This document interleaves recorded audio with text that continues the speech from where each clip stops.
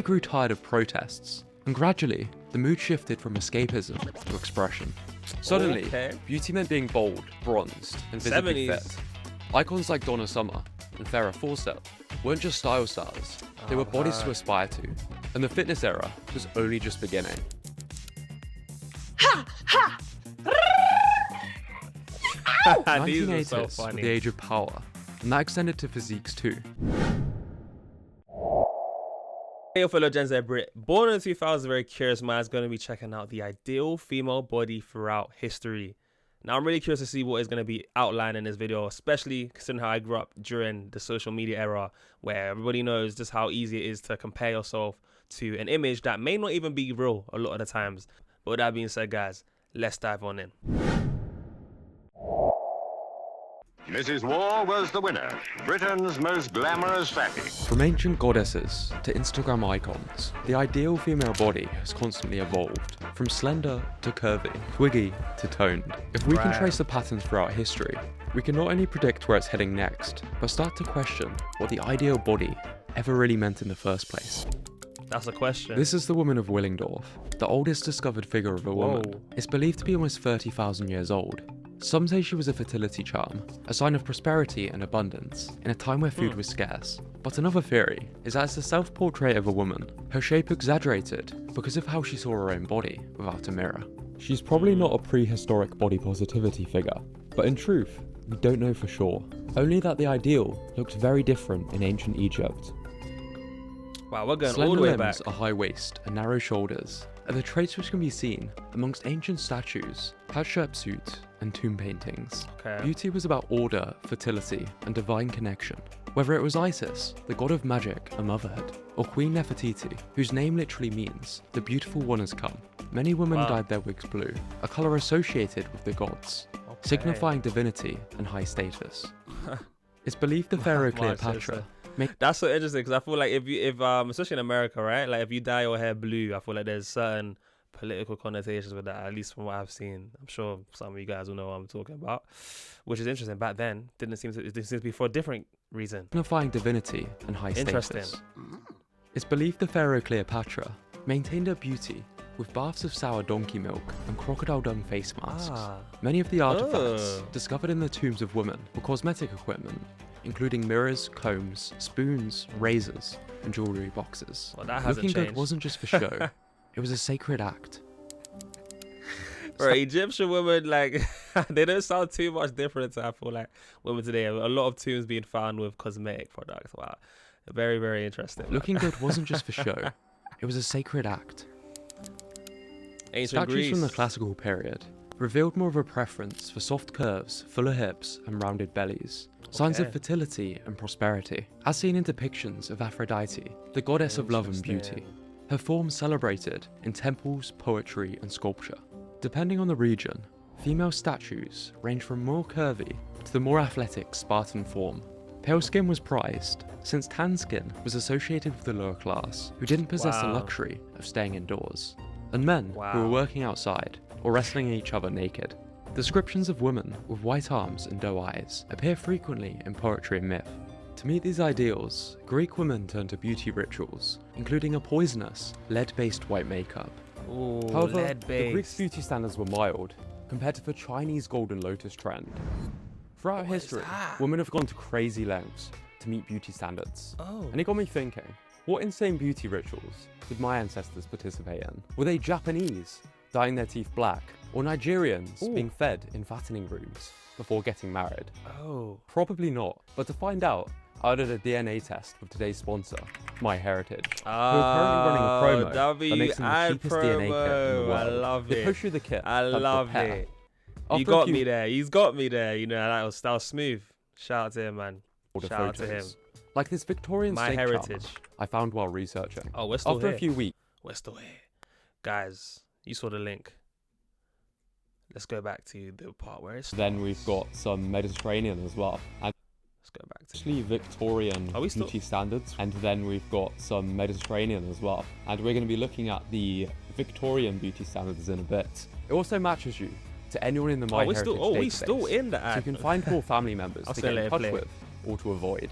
If you're interested, you can use my discount code JOSH29 For a limited time, this will drop the price to just $29. I'm sure it's expired now, making that it code, significantly cheaper than some of most you guys DNA go tests try on it the if you market. want. I've ordered multiple of these over the past few years because they make good gifts, and I genuinely think it's a solid product. I put a lot of time into making these videos, so thanks to my heritage and you for watching, for helping me to keep creating. Guys, link to the video in the description, guys. In 10th century China, these videos aren't easy to make. I would know, man. I've made videos that are similar. Like, yeah, take a lot of time. You'll be surprised. Weeks, even, for a 15-minute video. Go subscribe, support the channel if you guys want to see more of these kinds of videos from him. Keep creating. Link in the description. In 10th century China, the ideal is often presented as small, delicate, and modest. Beauty is about subtlety and elegance, as highlighted by a peculiar practice popular amongst elite women, known as foot binding, a painful process where young girls' feet were tightly wrapped to break, bending the bones and forcing them to stay small. The most desirable bride possessed a 3-inch foot, known as a golden lotus. It was respectable to have 4-inch feet, a silver lotus, but 5 inches or longer were dismissed as iron lotuses.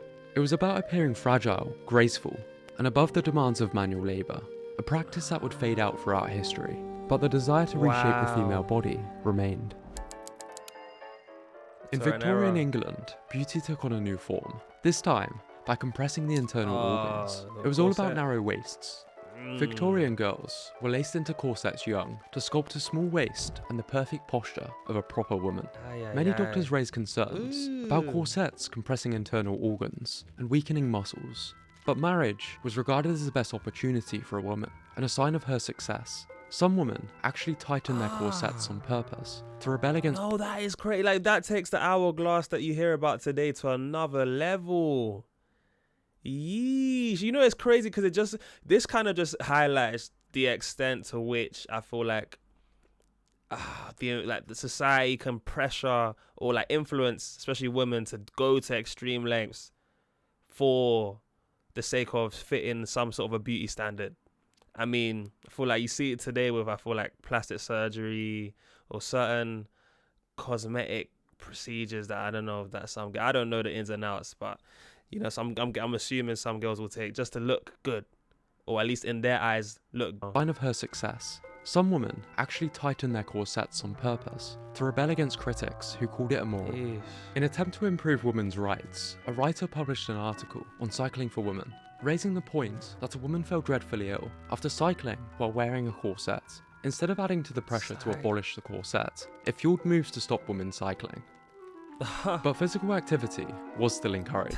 In the early 1900s, a series of women's body reviews were published in a magazine by Bernard McFadden, displaying a miserable build, ungainly figure, physically deficient and well-formed, stating fancy dancing exercises would make this figure very near perfect. Arsenic-laced creams and wafers promised pale, flawless skin, a marker of class for women who didn't toil under the sun. These practices were not without consequences. Many suffered from arsenic poisoning, and in 2015, scientists studied the skeletons of 24 women and found corsets had deformed every ribcage and misaligned each spine. So it's probably for the best that a new bolder ideal started gaining traction. Yeah, that's just too far The gone, Gibson man. girl emerged as the bold, independent face of the new woman. Tall, poised, and elegant, with an hourglass figure, its illustrator, Charles Gibson, claims it was the blend of what he called thousands of American girls. Unlike the restrained and modest Victorian woman, the Gibson girl was more independent and spirited, often shown cycling and reading, often outwitting dorky-looking men. Yet, she still embodied grace and refinement, a balance between tradition and progression. To find the real-life embodiment of his idealized Gibson girl, Charles launched a contest with a prize of $2,000. It was the Belgian-born actress Camille Clifford who came first, becoming the living representation of the Gibson girl.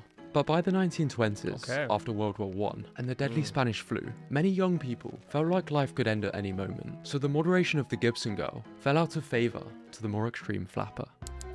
Wow. Instead of waiting around to get married, young women chose to enjoy their youth and freedom while they still could. But if you wanted to have the boyish figure that was getting to be the rage, to be hipless and bustless, try a couple of terms at St. Winnie's. The flapper ideal favoured a slim, boyish figure, flat chest, straight hips, and a bold, carefree attitude. Icons like Clara Bow and Louise Brooks ditched corsets for looser dresses, reflecting both the changing roles of women and a break from traditional constraints. Fashion was now dominated by female designers, such as Gabrielle Chanel, perhaps because she was more responsive to women's needs. But the Great Depression ended the flapper era as women's styles became more practical and conservative, almost overnight. Interesting. The ideal female body shifted towards a slimmer silhouette. This look emphasized elegance, practicality, and a polished appearance, influenced by Hollywood stars like Katharine Hepburn and Rita Hayworth. With millions of men off to fight the Second World War, women were encouraged to join the workforce, take on physical jobs, and keep society running. This lady is slowly destroying the weaker sex myth. Shoulder pads, boxy silhouettes, and utility. Do you know? I forget as well. These are different times, man. I'm laughing because it just caught me off guard. Like, this girl destroys the weaker. Wow. Okay. Yeah, man. Times have changed, man. Times have changed. Wow. Hepburn and Rita Hayworth. With millions of men off to fight the Second World War, women were encouraged to join the workforce, take on physical jobs, and keep society running. This lady is slowly destroying the weaker sex myth. Shoulder pads, boxy silhouettes, and utility dresses became the norm, designed to be practical for work, but still feminine. Beauty was still valued, but now it came with a message. Be attractive, but also capable, patriotic, and self-sacrificing. But when the war ended, so did the need for utility and toughness. By the 1950s, many women moved back from working in factories to the home, with one person perfectly fitting the new ideal. Oh, Marilyn Monroe? I can be smart when it's important. But guys, just even then, you see, like, it seems from what is being outlined in this video, definitely seems like the societal pressures or whatever was going on during the time definitely influences the ideal body type. And this is obviously mainly in America. A lot of these examples are from. So I'm curious to see how much that would have swayed in other countries and continents. But it's to say, and when I say ideal, obviously in quotation marks, you know, going off of what is like the most popular version, right, in society at the time is what I guess we're basing ideal off of. Many women moved back from working in factories to the home, with one person perfectly fitting the new ideal.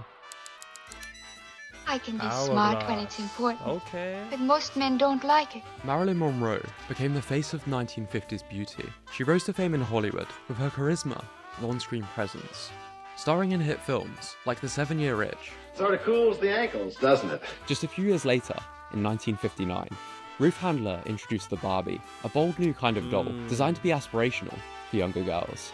A nice change from the creepy-looking baby dolls of the time. Wow, Barbie that was is something creepy. different. Slender, stylish, and self-assured, she embodied the era's evolving ideal of femininity. Icons like Grace Kelly, Audrey Hepburn, Jane Russell, Debbie Reynolds, Doris Day, and Jane Mansfield epitomized this glamorous aesthetic. While fashion designer Christian Dior, with his new look, marked a return to elegant, hourglass femininity. At a Paddington London gymnasium, we pay a visit to the weaker sex. But by the 1960s, women were pushing back. These adverts keep catching me off guard, man. I feel like this guy's doing it on purpose now. It's like, it's just, wow. The weaker sex comments in that typical kind of retro voice as well. It just, wow, that kills me. That actually kills me. Wow. Marked a return to elegant, hourglass femininity. At a Paddington London gymnasium, we pay a visit to the weaker sex. That's crazy. But by the 1960s, women were pushing back, and beauty changed with them. Slimmer, freer, and a lot less traditional. Okay. Slim, androgynous bodies became the new ideal, symbolising freedom from traditional roles. No one captured it better than British model Dame Leslie Lawson, nicknamed Twiggy for her physique. Models like Jean Shrimpton and Verushka helped cement this trend. Twiggy, but this wasn't just about style, it was also a quiet rebellion against the ideals of the 1950s. Crazy ad. That said, the Show scale her may it's have a man's swung world. too far the other way. Literally. Barbie now came with a weight, stuck at 110 pounds, and a diet book that simply said, don't eat. 110. There was a growing pressure to be thin, and dieting took centre stage. Although there was some attempt at inclusion. Kinda. Mrs. War was the winner, Britain's most glamorous fatty. But as the obsession with thinness intensified, the 1970s... No, these ads are killing me. Because, you know, the reason why I'm even laughing, because today you'll 100% get cancelled for saying something. Wow. I need to see some of these. I need to watch some controversial ads from back in the day, because they were shocking. Like, whoa. Glamorous fatty. Glamorous fatty is crazy. That's great. I'm sorry. I digress. Dieting took centre stage. I digress. Although there was some attempt at inclusion. kinda. Mrs. War was the winner, Britain's most glamorous fatty. But as the obsession with thinness intensified, Lose 10 the pounds within a 1970s month. pushed back with something different, less Make rigid, pounds. more natural, Hippie and a lot movement. more relaxed. The 1970s were a decade of contrast. Early on, the hippie movement Whoa. embraced natural beauty. It was about being healthy, free-spirited, and in tune with nature. But many grew tired of protests, and gradually, the mood shifted from escapism to expression. Suddenly, Okay. beauty meant being bold, bronzed, and visibly 70s. fit. Icons like Donna Summer and Farrah Fawcett weren't just style stars, they were bodies to aspire to, and the fitness era was only just beginning.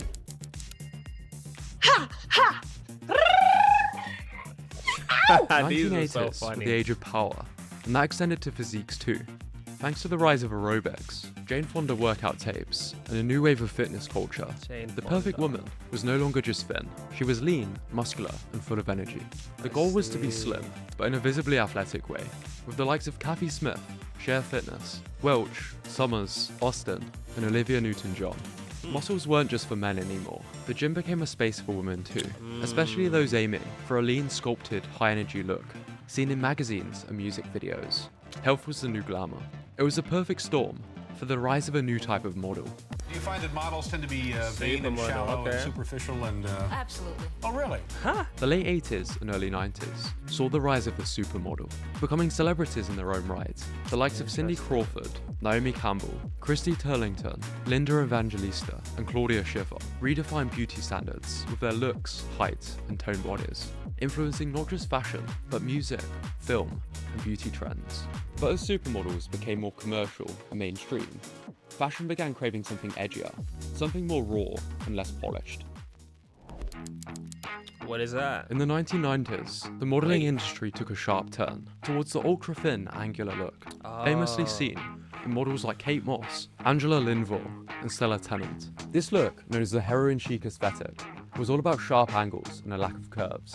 It matched the time's darker, minimalist vibe, influenced by grunge, and a rejection of the over-the-top glamour that had come before. But many grew critical of the starvation diets that many models were undergoing to reach this look. Yeah, wild. Simpsons In is the rude. 2000s, skinny was still idealized, but there was more of a focus on yoga and celebrity workouts. Idolized actors of the time included Cameron Diaz, Uma Thurman, Scarlett Johansson, Angelina Jolie, and Megan Fox. Ralph Lauren filed a model for being too fat, with her final images humorously edited to make her appear thinner. Maybe they just should have waited, because a new form of media was helping to shift the ideal from skinny to curvy.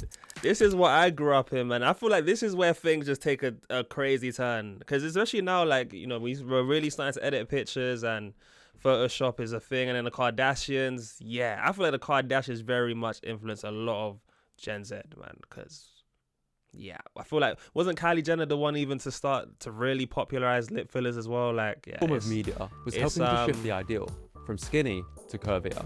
It's a change.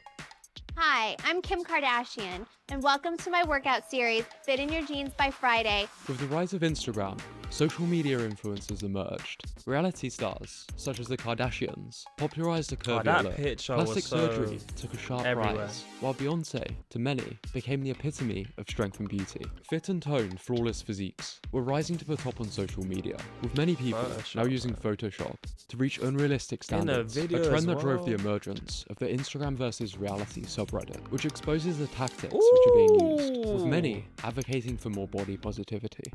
Yeah, man. While the mainstream I don't ideal even- remained somewhere between skinny and more curvy, figures such as Lizzo, Tess Holliday, and Ashley Graham rose in the mainstream to help represent a more diverse range of bodies. Why can't I do this? Oh, like, right. if there's not a model that looks Body like me, why can't I be inclusivity. that model? While the movement sparked change, critics say it's become too commercial or promotes obesity, while supporters argue it simply empowers heavier people to feel confident and get active.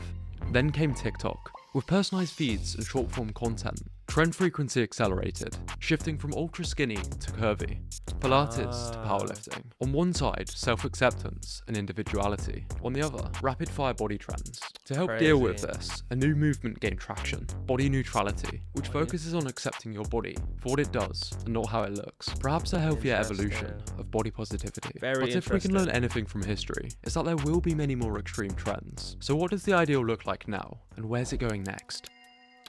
From K-pop slimness to samba curves, Polynesian strength to Japan's more delicate preference, the ideal female body has always mirrored cultural values, not a universal truth, reflecting unique histories, beliefs, and aesthetics. In fact, there's never been a single ideal body, only ones we choose to embrace. The more extremely ideal, the faster it fades. With the rise of social media, it's more important than ever to recognize that chasing an illusion will always leave you empty, but choosing to prioritize health, fitness, and strong values, that's a timeless foundation. Because in a world with fleeting ideals, the only timeless standard is the one you set for yourself. Don't forget to check out My Heritage, the sponsor of this video, in the description. Well said at the end. Wow, they got one for the male body as well. That'll be interesting to see as well. But yeah, I don't know. I would love to know what you guys think would end up being the ideal female, again, ideal in quotation marks, female body type, considering just how things, you know, when you consider how things change with society, cultural norms and stuff. I'd love to know what you guys think we may be heading towards in terms of what the ideal may be. Hey guys, I can't stress enough, guys. Definitely go support Josh Brett. This link to this video will be in the description below. Check out some of his videos and his channel if you guys enjoyed this one. Let me know what you thought about his video as well. Do you guys agree with what he said, how he put it across? And do you guys feel like there may have been some things even that might have been missed in this that you guys wanted to shed light on? But yeah, guys, other than that, if you guys want to see me check out some more videos where I go back to the past and check out what things used to be like, I got some videos you can check out into this one. But other than that, guys, if you missed this point in the video, comment down a green heart sign of who my real ones are who made it to this point, as well as if you want to see some more videos of me going back to the past and checking out what life used to be like, I've got some videos you can check out at the end of this one. But guys, as always, I've been your boy JayFlex, and I'll see you guys in the next one. Peace.